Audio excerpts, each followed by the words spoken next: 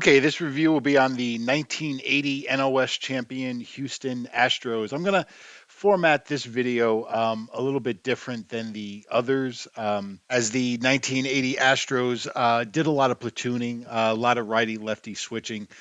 So let me get started with their top six in the order when they faced left-handed pitching, and I'm going to go ahead and show you all of their on-base chance numbers right now. I want you to concentrate on the top two guys, Rafael Landestoy and Enos Cabell, 1-2 in the order versus left-handed pitching.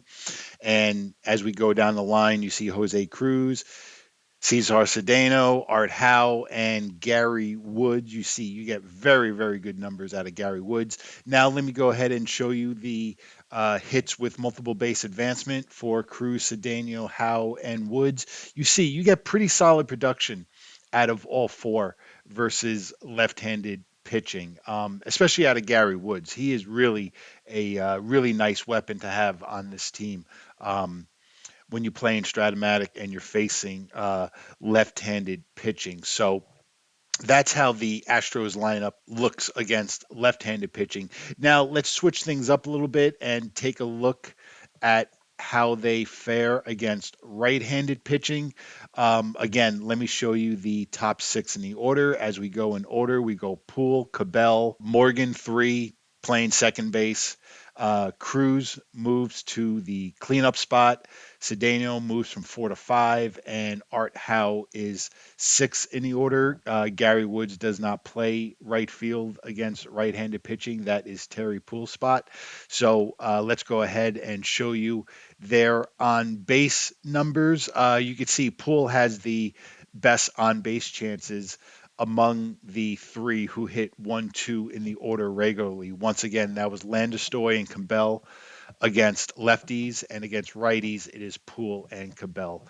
So you see Cabell's numbers versus right-handed pitching, and I'm going to drop a suggestion later in regards to the defense on the Houston Astros and how you could change up, not only improve their lineup, but also improve their defense. Now, let me go ahead and show you the on-base numbers for 3 through 6 in the order. Once again, that's Joe Morgan, Jose Cruz, Cesar Zdeno, and Art Howe.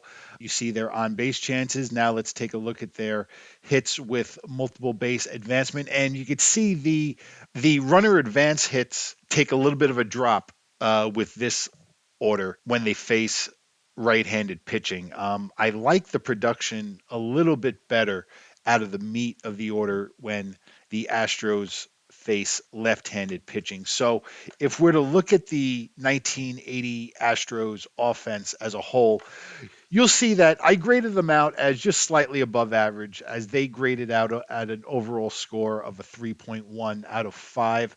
I'm not crazy about the numbers you get at the top of the order when it comes to getting on base. The middle of the order, I really like the numbers against left-handed pitching, but I'm not crazy about the numbers against right-handed pitching. I do like the righty-lefty mix and the depth on this team, however. You can get some decent production as you go down in the order. So that's how I landed on a grade of a 3.1 for the 1980 Houston Astros. Now let's take a look at the defense. These are your three middle infielders, depending on what pitchers you're facing that day. You have Reynolds at shortstop every day. You got Landestoy playing second against lefties and Joe Morgan against righties. So the defense is just a little bit above average for the 1980 Astros. It's not great, but nothing here is going to kill you. You're obviously very good at second base when Landestoy plays, as he has a terrific rating. Now let's take a look at the outfield defense here.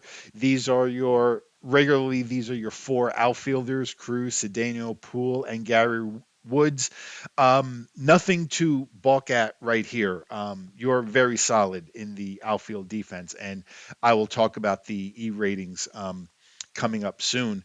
But when you got all ones and twos in the outfield, you have nothing to complain about. So you're very solid right there. Now, as we look at the E ratings, Staying in the outfield, I'm not crazy about having two double-digit E ratings in the outfield, and these are two guys who play every day, Jose Cruz and Cesar Cedeno. So that's a little bit of a problem. You look at the middle infield E ratings, you're very good at second base with Morgan and Landestoy with their E ratings, and the shortstop E rating is right on the cusp of where you want to be. So that's just average right there for shortstop. You don't really want to go any higher than a E26. Now, this is really bad news as we look at the Astros E ratings. You see your corner infield spots where you have Art Howe at first base and Enos Cabell at third base. This is not what you want at either position, and this is going to hurt you. Now, again, I'm doing this based off of their regular lineups, how they played. If I could drop a suggestion here, and if you are playing with the 1980 Astros, what you get offensively out of Enos Cabell, I don't think that is really enough to carry that kind of a glove at third base because I don't think his offensive numbers are good enough to carry a 3 and an E33 at third. And you could see that Art Howe is a 2 and an E10 at third base. So that's why I would just drop a suggestion and just substitute a little bit of offense for a huge upgrade for first base defense and just play Dave Bergman at first base. In fact, I would even just bite the bullet and just play him at first base every day, and just use Cabell off the bench at the end of the game if you need to pinch hit. Because if you have Bergman at first, who's a 1 and an E9, and then you have Art Howe at third, who has a excellent rating at third base, a 2 and an E10 at third base. You don't get much better than that. Then that can change the total landscape of your defense on the 1980 Astros. That's a suggestion that I would give you if you ever sit down to play with this team. But if I'm to grade the team as I always do based on their tendencies, you'll see that their defense grades out at an overall score of a 3.5 out of 5, as the E rating is really what dragged down the overall score. And once again, the issues with the Astros E ratings is you got two double digit E ratings in the outfield and left field and center field, and you have big issues at first base and third base when you play Howe at first and Cabell at third.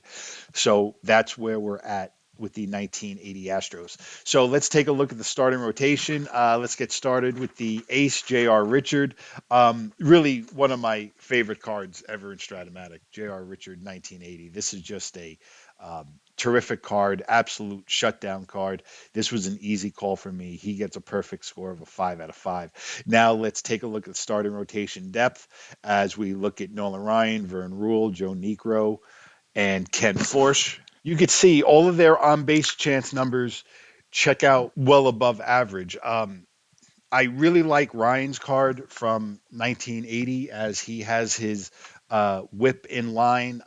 He doesn't have a big string of walks on his card as he had in previous years or even in some years after that. Necro's card is very hittable, but what I do like about Necro's card is that even though his on base chance numbers are high, he doesn't have a lot of power on his card. All of these pitchers, in fact, are really very effective of keeping the ball in the ballpark, which is nice because especially when you get numbers like a Joe Niekro or a Ken Forsch, where their numbers against left-handed hitters can be a little high, at least when you roll their card, the ball's going to stay in the ballpark. So that is nice to have. So as I look at the 1980 Astros starting rotation, they grade out at an excellent score of a 4.75 out of 5 because once again, the ace J.R. Richard, that was a very easy call. He gets a perfect 5 out of 5 score. And the starting rotation depth, I have no issues with the depth in this rotation because obviously you can look at Nolan Ryan as an ace. You have a very good card in Vern Rule, and Necro and Force's cards are very representable. So I have no issues with the 1980 Astros starting rotation. Now let's take a look at the Astros bullpen. The most saves out of the bullpen that year was from Joe Zambito, so I'm going to treat him as the ace. You see his on base chance numbers right there. Terrific card out of Joe Zambito. Now, let me look at a couple of setup guys here. Let me show you the numbers for Dave Smith and Frank LaCourte.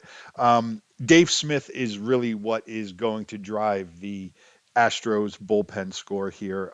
Really a terrific card out of Dave Smith. It's also a big help that he is a 3 inning reliever, so he could eat up a lot of innings as he gets you the ball to Joe Zambito.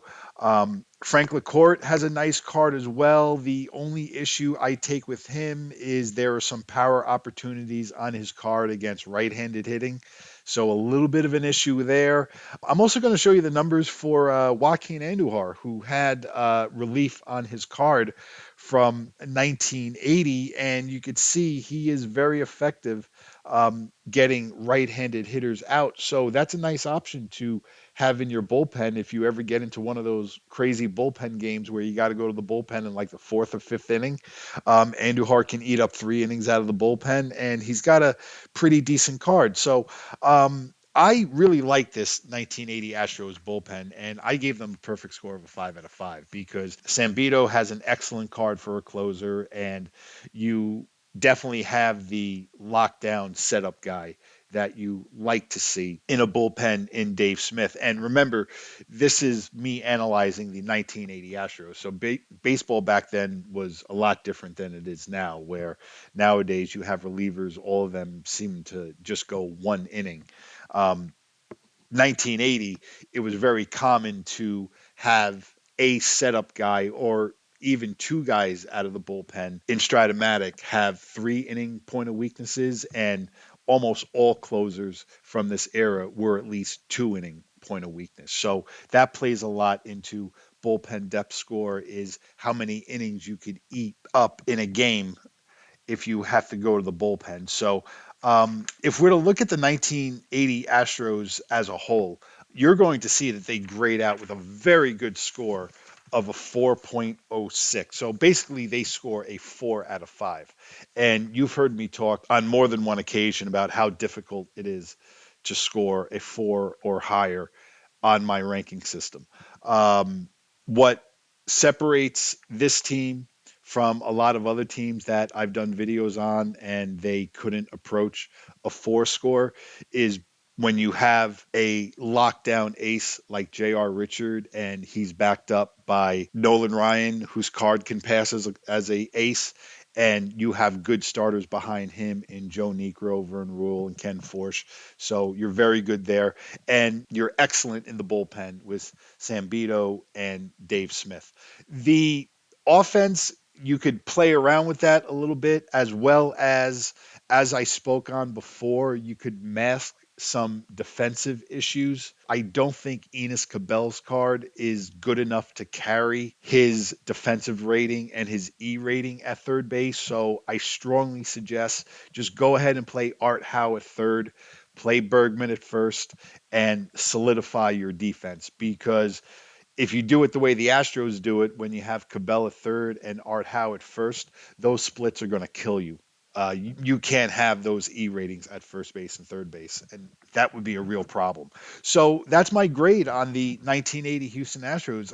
Again, this is one of my favorite teams that I've come across. I've played for and against them many times. One of the things that I really like about playing for them is because they do have so many different pieces to the team. Defensive replacements, and you got the right field platoon with Gary Woods and Terry Poole, and I actually usually just play Joe Morgan at second base every day and play Landestoy at shortstop. But you could do a lot of different things with the 1980 Houston Astros, and it's a good feeling when you're playing for a team and you're sitting down, and one game you're able to throw J.R. Richard down as a starting pitcher, and then the next day you're able to throw down Nolan Ryan as a starting pitcher. So that is a nice thing to have when you're playing Strat-O-Matic. So once again, the Houston Astros, 1980 Houston Astros, final score comes out at a 4.06 out of 5. So once again, I thank you all for watching, and my next video will be on the 1986 Boston Red Sox. Have a good day, everyone.